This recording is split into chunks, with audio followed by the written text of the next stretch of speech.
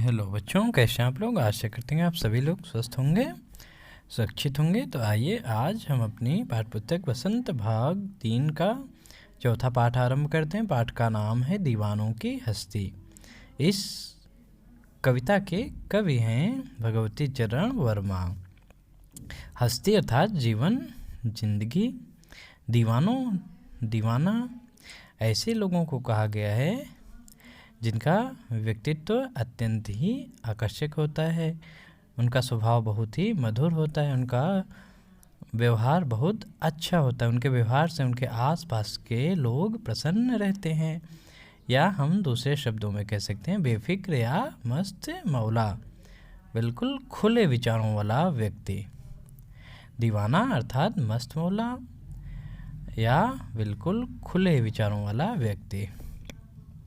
तो कविता में ऐसे ही व्यक्तियों के बारे में चर्चा की गई है जो बिल्कुल बेफिक्र होते हैं, खुले विचारों के होते हैं। आइए पढ़ते हैं कविता। हम दीवानों की क्या हस्ती हैं, आज यहाँ कल वहाँ चले, मस्ती का आलम साथ चला, हम धूल उड़ाते जहाँ चले। कवि कह रहे हैं कि हम दीवानों की क्या हस्ती, हम जैसे बेफिक्र मस्त मौला लोगों की ज़िंदगी जो है वह कैसी है, आज यहाँ कल वहाँ चले।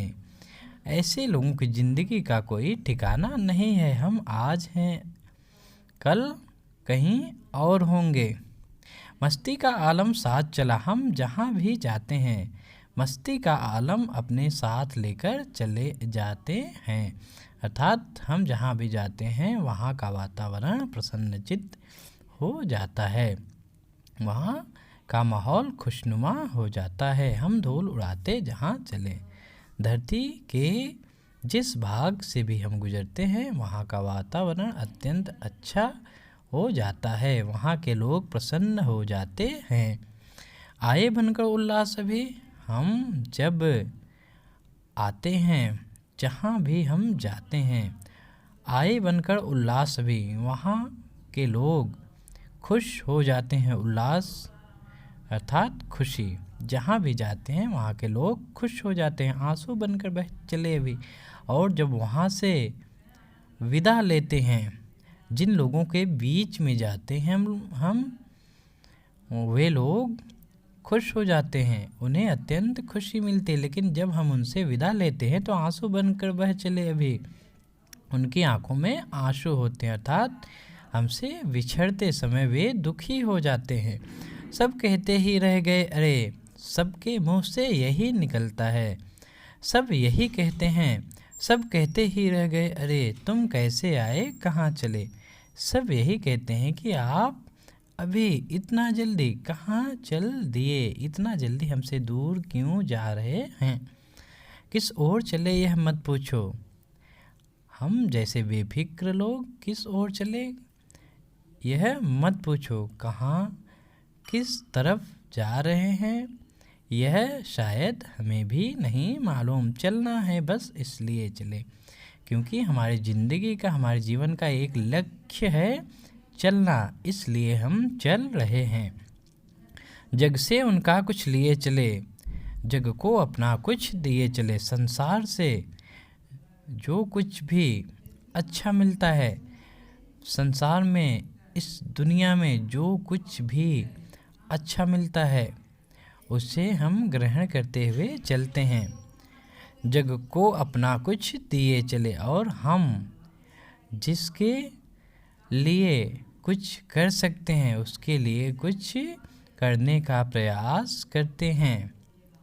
जग से उसका कुछ लिए चले, संसार से जो अच्छे विचार हैं, इस दुनिया में लोगों के जो अच्छे विचार हैं उसे हम ग्रहण करते हैं, और जग को अपना कुछ दिए चले, और हमारे पास जो कुछ भी अच्छा है उसे हम लोगों को बांटते हुए चलते हैं।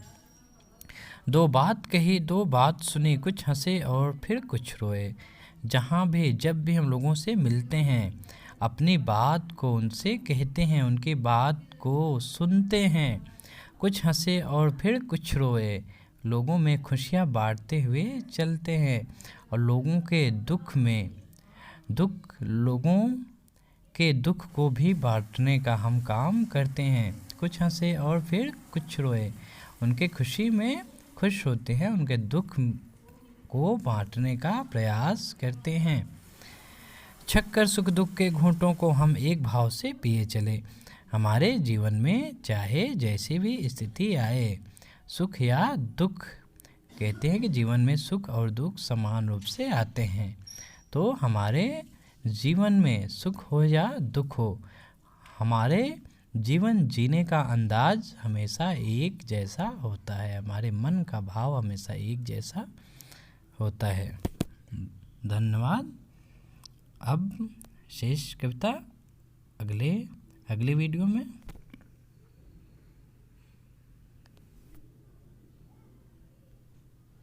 देखते हैं अगली लाइन।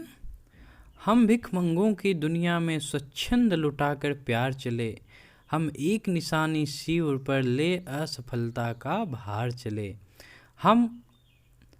हम भिखमंगों की दुनिया में, यह दुनिया कैसी है? भिखमंगों की, अर्थात इस पंक्ति में कवि कहते हैं कि यह दुनिया बड़ी ही स्वार्थी है।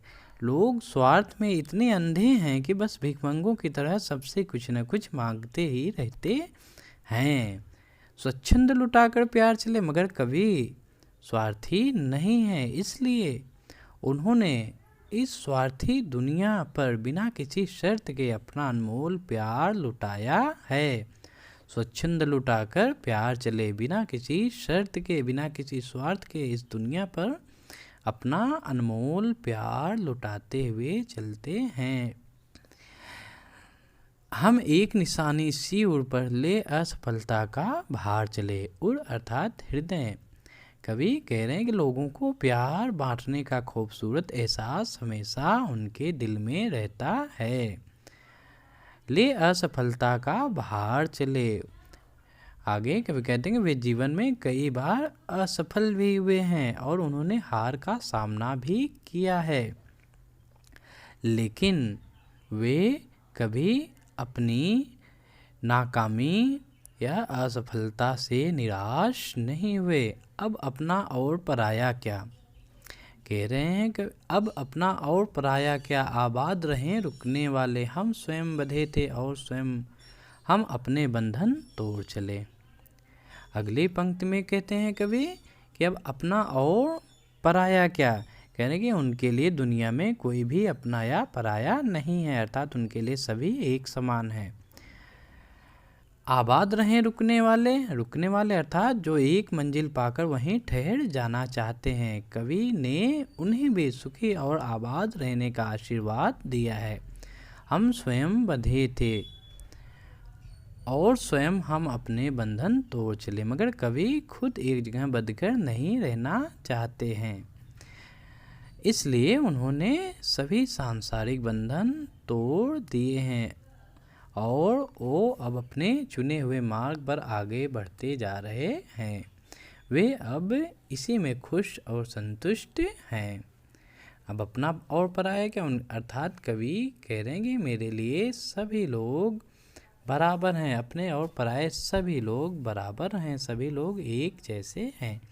आबाद रहें रुकने वाले, जो लोग एक मंजिल पाकर वहीं ठहर जाना पसंद करते हैं, कवि ने उन्हें भी आबाद रहने और खुश रहने का आशीर्वाद दिया है।